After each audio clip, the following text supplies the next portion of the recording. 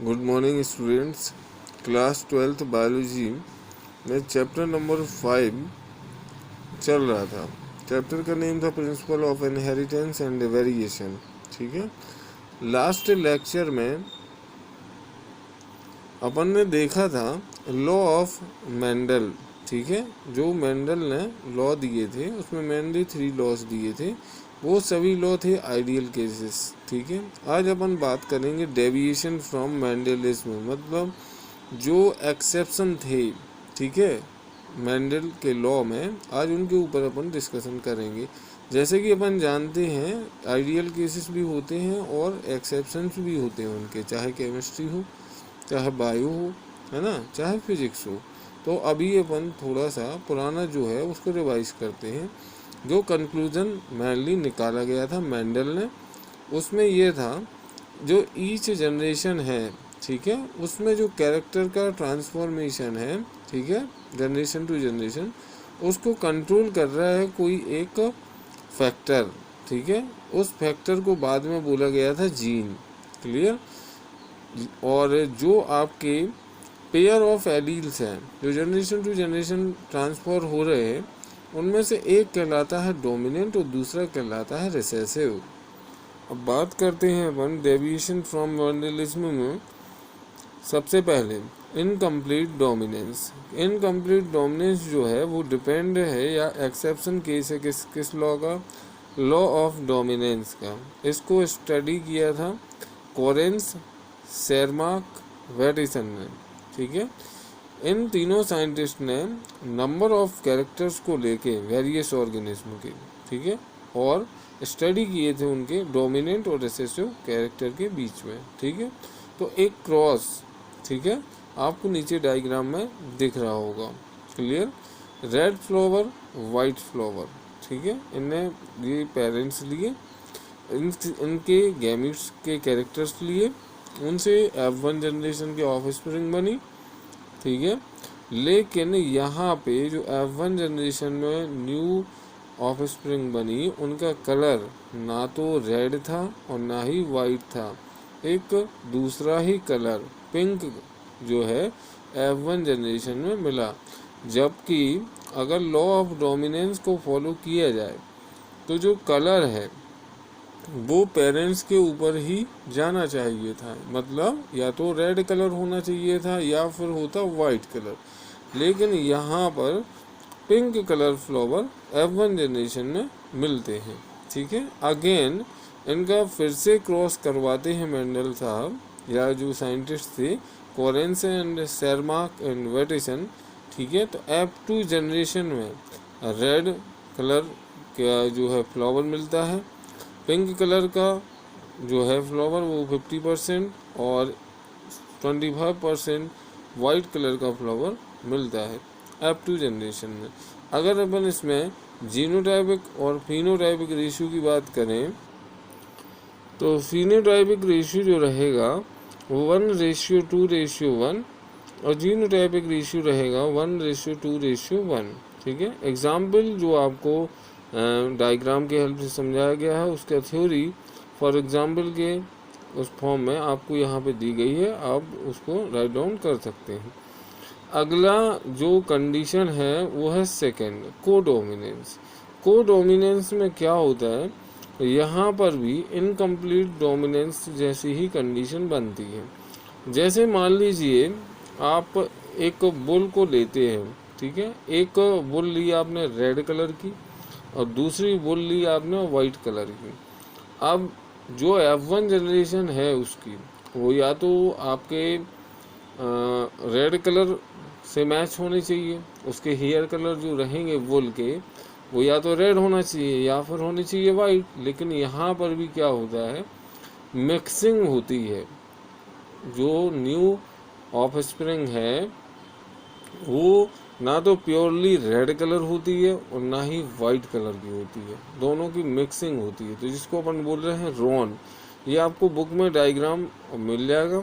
ठीक है, और जब इस F1 जनरेशन को आप फर्दर, ठीक है, हाइब्रिडाइज करेंगे, ठीक है, तो उससे आपको 3:1 का रेशियो मिल जाएगा।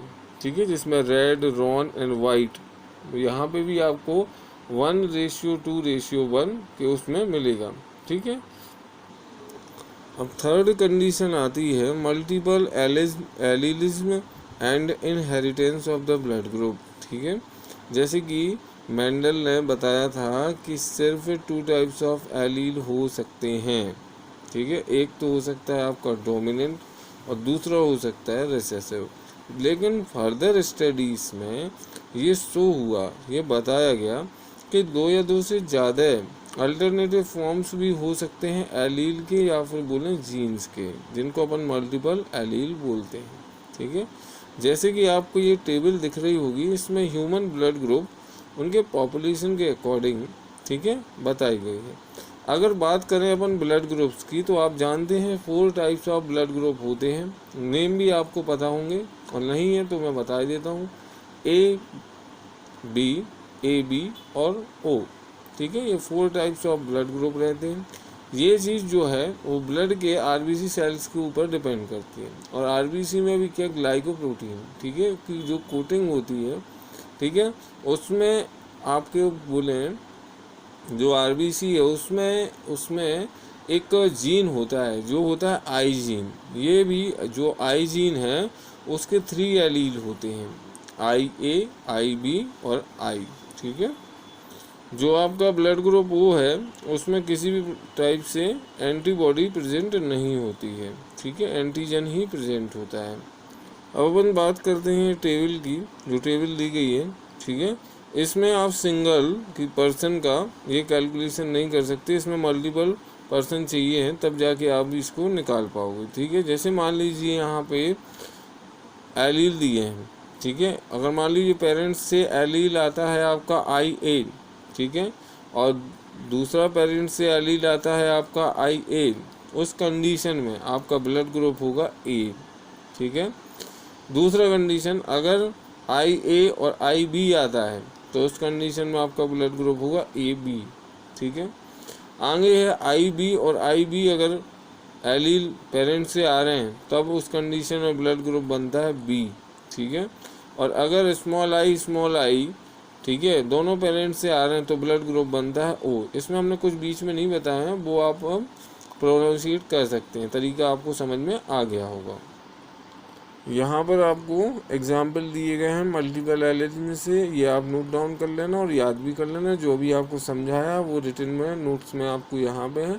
फाइनली आपको इसमें ग्रुप का एक क्रॉसिंग ओवर करके बताया गया है, ठीक है, जिसमें ए बी और ओ ब्लड ग्रुप जो है वो किस तरीके से बनता है वो आपको यहाँ पे क्रॉसिंग ओवर की हेल्प से बताया जा रहा है, ठीक है। अगर आपको इसमें कोई डाउट आता है तो आप कंसल्ट कर सकते हैं।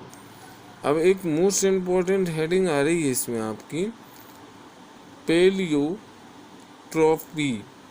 और पैलियोट्रॉफिक इफेक्ट, ठीक है। पैलियोट्रॉफी जो है वो जीन की एक ऐसी एबिलिटी है जिसमें वो वेरियस फिनोटाइप इफेक्ट शो करता है, इसको बोलते हैं पैलियोट्रॉफी, ठीक है। और जो जीन पैलियोट्रॉफी के लिए रिस्पॉन्सिबल होता है, ठीक है, उसके लिए अपन बोलते हैं पैलियोट्रॉपिक इफेक्ट या पैलियोट्रॉपिक जीन्स, क्लियर। जैसे एग्जाम्पल के तौर पे पी प्लांट्स, ठीक है। नेक्स्ट है ह्यूमन बीइंग्स, ठीक है, जैसे उसमें ह्यूमन बीइंग्स में एक हेरिडिटरी डिसीज होती है सिकल सेल एनीमिया, ठीक है, जिसका क्रॉसिंग ओवर आपको नीचे दिखाया गया है। HB का मतलब होता है हीमोग्लोबिन, क्लियर। और ये आपने एक हेट्रोजाइगस कैरियर लिए, उनके बीच में क्रॉसिंग ओवर हुआ, उससे 25, 50 और 25। लेकिन जो 4th नंबर कंडीशन है, इस कंडीशन में जो पर्सन है, ठीक है, उसकी डेथ हो जाती है, ठीक है। वहाँ पे लिखा भी है die in early life due to sickle cell anaemia. जो सर्वाइवल रेशियो है इस डिसीज़ के लिए वो है 2:1, 2 फॉर कैरियर 1 फॉर नॉर्मल। 25% जो फर्स्ट केस बना है आपका वो रहेगा नॉर्मल। उसके बाद जो आपके कैरियर वाला केस बना है 50%, उसमें भी व्यक्ति जिंदा रह सकता है, लेकिन जो लास्ट केस बनता है, ठीक है, उसमें डेथ हो ही जाती है। हाँ, तो आज का वीडियो लेक्चर यहीं पे कंप्लीट होता है, ठीक है, उम्मीद है कि आपको ये समझ में आया होगा, इसको नोट डाउन करें। ठीक, हाँ, अब बुक में आपको आज का होमवर्क ये रहेगा, बुक में इस टॉपिक के बाद बहुत सारे क्रॉसिंग ओवर और बहुत सारे एग्जाम्पल दिए गए हैं, वो आपको लगाना है। आपके नेक्स्ट वीडियो लेक्चर में हम बात करेंगे क्रोमोसोमल थ्योरी के बारे में, ठीक है, या बोलें क्रोमोसोम्स के बारे में। क्रोमोसोम के बारे में बेसिक आपको बहुत प्रीवियस लेक्चर में, जो आपका फर्स्ट लेक्चर था, उसमें हमने बता दिया था। नेक्स्ट वीडियो में क्रोमोसोमल थ्योरी को अपन कंटिन्यू करेंगे।